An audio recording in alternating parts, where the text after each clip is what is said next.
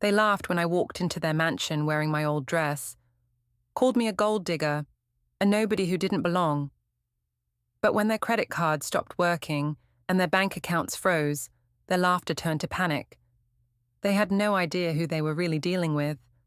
If you love stories about underdogs getting their revenge and karma hitting hard, you're going to love this one. Make sure to hit that like button and subscribe for more incredible true stories. Trust me, you won't want to miss how this unfolds. My name is Genesis, and 6 months ago, I thought I had found the love of my life. I was working as a librarian at the downtown public library, spending my days surrounded by books and helping people find the stories they needed. It wasn't glamorous work, and the pay barely covered my small apartment rent, but I loved it. Books had always been my escape, especially after losing my parents when I was 16 and being raised by my grandmother who passed away just before I turned 21.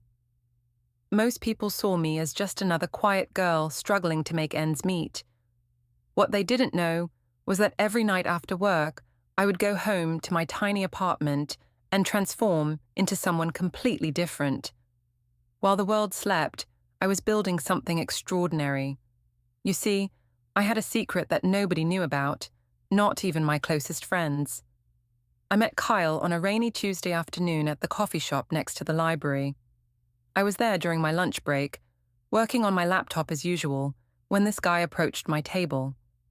He was tall, with kind eyes, and an easy smile that made him seem different from the usual entitled customers who frequented that upscale area. Most wealthy people who came into that neighborhood treated service workers like we were invisible, but Kyle was different. He asked politely if he could share my table since everywhere else was full, and we ended up talking for hours. Kyle never made me feel small or ashamed about my job. When I told him I was a librarian, his face lit up like I had told him I was a rocket scientist. He said he admired people who dedicated their lives to helping others learn and grow. We talked about books, about dreams, about everything and nothing. For the first time in years, I felt truly seen by someone. Our relationship grew slowly and beautifully over the next 6 months. Kyle would pick me up after work, and we would walk through the park or grab dinner at small cafes. He never pressured me to go to expensive restaurants or fancy events. He seemed perfectly content with our simple dates, and I fell for his genuine, down-to-earth nature. He told me he worked in his family's business, but never went into detail, and I didn't push. We were both content living in our little bubble of happiness. The only thing Kyle didn't know about me was what I did during those late-night hours at my computer. While he thought I was just reading or watching movies, I was actually running a multi-million-dollar cybersecurity company that I had built from scratch. CyberShield Solutions was my creation, my baby, and I was the anonymous founder and CEO. The company specialized in protecting financial institutions from cyber threats, and we had contracts with some of the biggest banks and investment firms in the country. I had started the company when I was 19, using the small inheritance my grandmother left me and my natural talent for computer programming. By the time I met Kyle, CyberShield was generating millions in revenue annually, but I lived like a regular person because I wanted to stay grounded and find someone who would love me for who I was, not what I had. Everything changed 3 weeks ago when Kyle nervously asked me to attend his birthday celebration at his family's home. He seemed anxious about it, which should have been my first warning sign, but I was excited to finally meet the people who raised the man I had fallen in love with. He picked me out a simple but elegant black dress from my small wardrobe, and I did my best to look presentable for his family. The moment Kyle's car pulled through the iron gates of the Sterling estate, my stomach dropped. This wasn't just a nice house. This was a mansion that belonged in magazines. Manicured gardens stretched as far as I could see, and the house itself looked like something out of a fairy tale, but not the kind with happy endings. As we walked up the marble steps to the front entrance, I felt Kyle tense up beside me, and I should have known then that this evening was going to be a disaster. The front door opened before we could even knock, and I was greeted by a woman who could have stepped off the cover of a high society magazine. This was Helena Sterling, Kyle's mother, and the way her eyes swept over me from head to toe made me feel like I was being inspected and found lacking. Her smile was perfectly practiced and completely cold as she air-kissed Kyle and then turned to me with barely concealed disdain. "So you're the little librarian Kyle has been hiding from us," Helena said, her voice dripping with false sweetness. "How charming." The way she said librarian made it sound like a dirty word, and I felt my cheeks burn with embarrassment. Kyle squeezed my hand reassuringly, but I could tell he was uncomfortable too. We were ushered into a living room that was bigger than my entire apartment, where Kyle's father, Robert, and older brother Nathan were waiting with drinks in their hands and skepticism in their eyes. Robert Sterling was a man who clearly believed that money made him better than everyone else, and Nathan had inherited his father's arrogance along with his sharp suit and condescending smirk. The interrogation began immediately. Robert wanted to know about my family, my background, my education, and most importantly, my financial situation. When I explained that I had grown up with my grandmother after losing my parents, Helena made a sympathetic clicking sound with her tongue that somehow managed to sound more insulting than actual insults would have been. "Oh, you poor dear," she said, reaching over to pat my hand like I was a stray animal. "It must have been so difficult growing up without proper guidance. And now you're working at the public library. How noble of you to help the less fortunate members of society." Nathan laughed into his whiskey glass. "Yeah, Kyle. Where did you even meet her? Did you get lost on the wrong side of town?" His comment made the other family members chuckle, and I felt my face burning with humiliation. Kyle started to defend me, but his protest was weak and half-hearted, which hurt almost as much as his family's cruelty. The evening only got worse from there. During dinner, Helena made pointed comments about my dress, asking where I'd gotten it and whether I had borrowed it from someone. When I mentioned that I enjoyed reading, Robert interrupted to say that he hoped I wasn't one of those people who thought reading romance novels made them intellectuals. Nathan spent the entire meal making jokes about Kyle's charity case and asking whether I needed them to set up a college fund for me. Every comment was designed to make me feel small and out of place, and they were succeeding. I tried to maintain my composure and respond with genesis, but inside I was dying a little with each cruel word. The worst part was watching Kyle sit there and let it happen.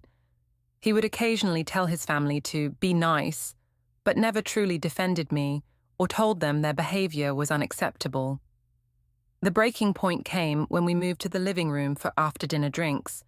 Helena had apparently been saving her most vicious attack for last.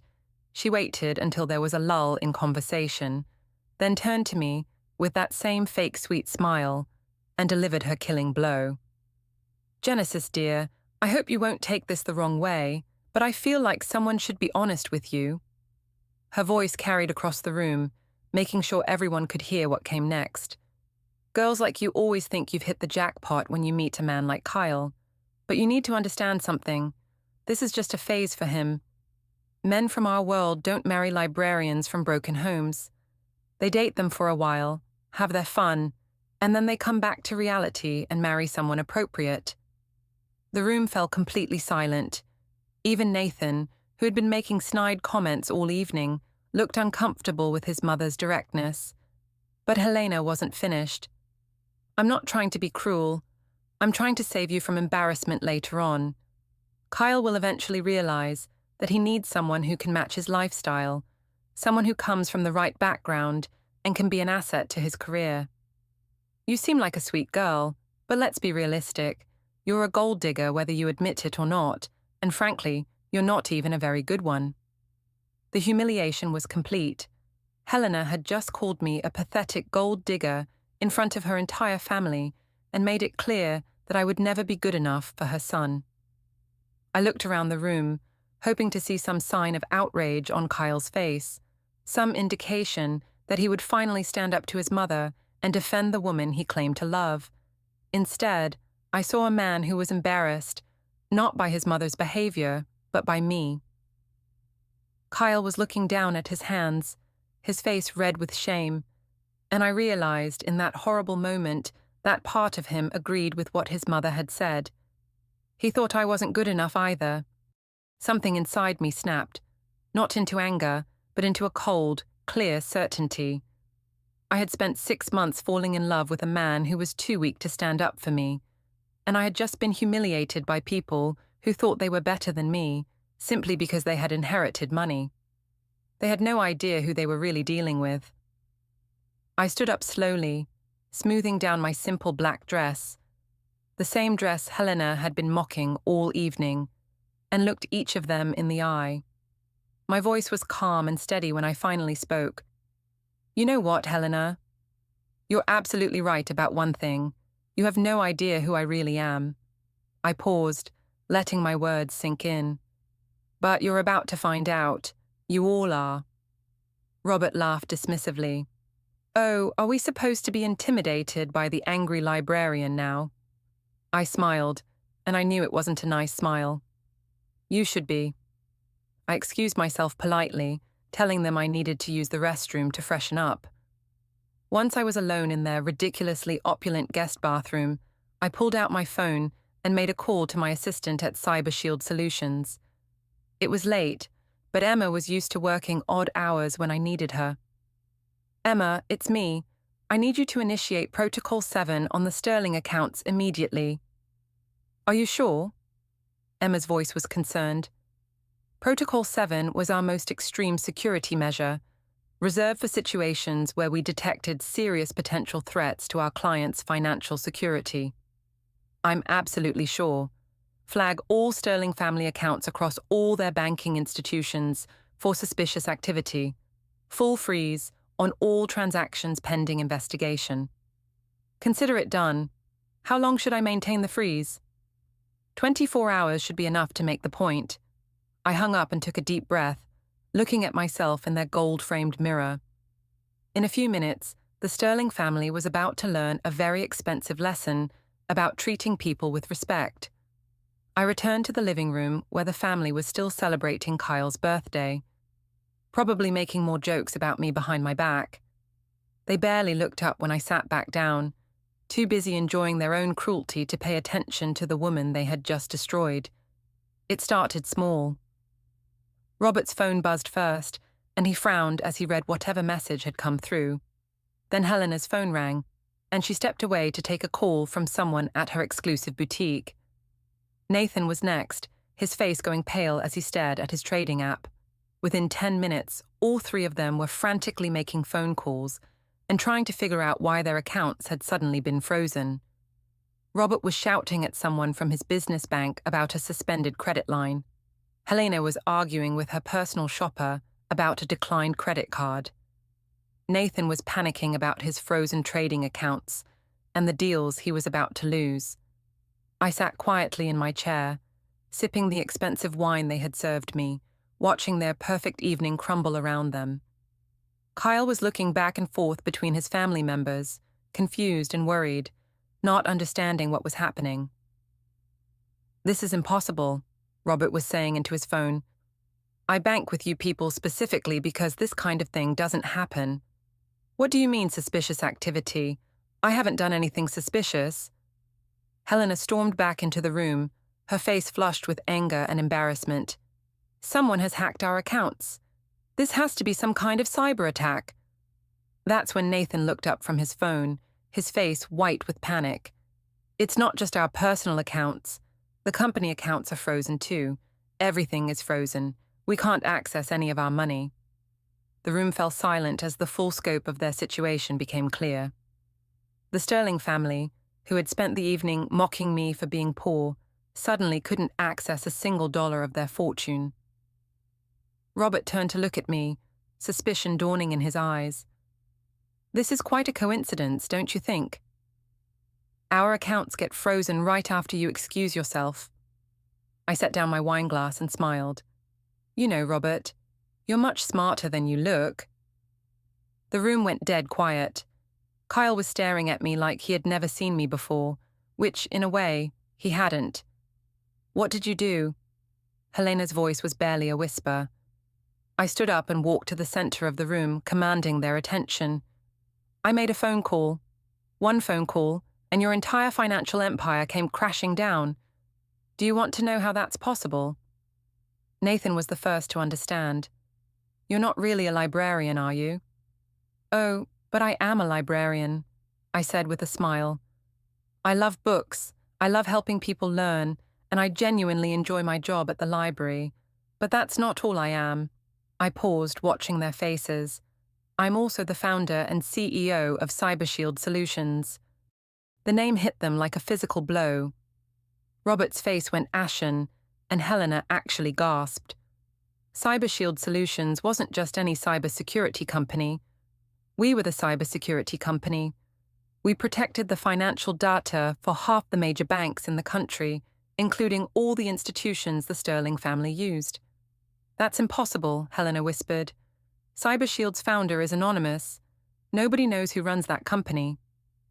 Nobody except me, I said, and now you. Kyle was staring at me in shock. Genesis, what are you saying? You run CyberShield Solutions. That company is worth hundreds of millions of dollars. Try billions, I corrected him gently. And yes, Kyle, I built it from nothing. While you all spent this evening mocking the poor little librarian who wasn't good enough for your family, you were actually insulting someone who has more money and power than all of you combined. The silence in the room was deafening. Robert looked like he was about to have a heart attack, and Helena was gripping the back of a chair for support. So, when you flagged our accounts for suspicious activity, Nathan started, I was protecting my clients from what appeared to be a family with questionable financial ethics. I finished. As far as our security systems are concerned, the Sterling accounts showed patterns consistent with money laundering and fraud. Standard protocol is an immediate freeze pending investigation. Robert found his voice first. You can't do this. This is blackmail. This is business, I interrupted him calmly. And this is what happens when you underestimate people. You spent all evening telling me I wasn't good enough for your family, that I was a gold digger who didn't belong in your world. But the truth is, your world exists at my discretion. Your banks trust me to protect their assets, which means I have the power to protect them from you. Helena was shaking. Please, you have to understand, you didn't know who I was, so you thought it was acceptable to treat me like garbage. I shook my head. That's exactly the problem, Helena. You should treat everyone with basic human decency, regardless of who they are or what they can do for you. Kyle stepped forward, his face full of regret and confusion. Genesis, I had no idea. If you had known I was rich, you would have defended me, I asked him sadly. Kyle, the woman you fell in love with at that coffee shop is exactly the same woman standing here right now. The only thing that's changed is your perception of what I'm worth, and that tells me everything I need to know about what you really think of me. The room fell silent again. Nathan was still frantically trying to access his trading accounts. Robert was pacing and muttering about calling lawyers, and Helena looked like she wanted to disappear into the floor. I looked around at all of them, this family who had spent the evening trying to break my spirit, and felt nothing but pity. They had everything money could buy, but they were small, petty people who measured their worth by their ability to make others feel inferior. Your accounts will be unfrozen in 24 hours, I said, walking toward the door. Consider it a gift. But I want you to remember this night every time you think about looking down on someone because of their job, or their background, or their bank account. You never know who you're really talking to. I stopped at the doorway and turned back to Kyle one last time. I really did love you, I said softly, but I could never be with someone who would let his family treat me that way, regardless of who I am or what I'm worth. You had 6 months to show me what kind of man you really are, and tonight you finally did. As I walked out of that mansion and got into the taxi I had called, I felt something I hadn't expected to feel: relief. For 6 months, I had been living a double life, hiding who I really was because I wanted to find someone who would love me for me. But tonight had shown me that Kyle's love was conditional, based on his perception of my social status and financial worth. The Sterling family learned a valuable lesson that night about the price of cruelty and the danger of assumptions. And I learned something too, that the right person will love and defend you, whether you're a librarian or a CEO, whether you're poor or rich, whether you're nobody special or the most powerful person in the room. Sometimes the people who seem powerless hold all the cards. If this story taught you anything about not judging others, smash that like button. What would you have done in my shoes? Let me know in the comments below. And don't forget to subscribe and ring that notification bell for more incredible stories of karma and justice. See you in the next one.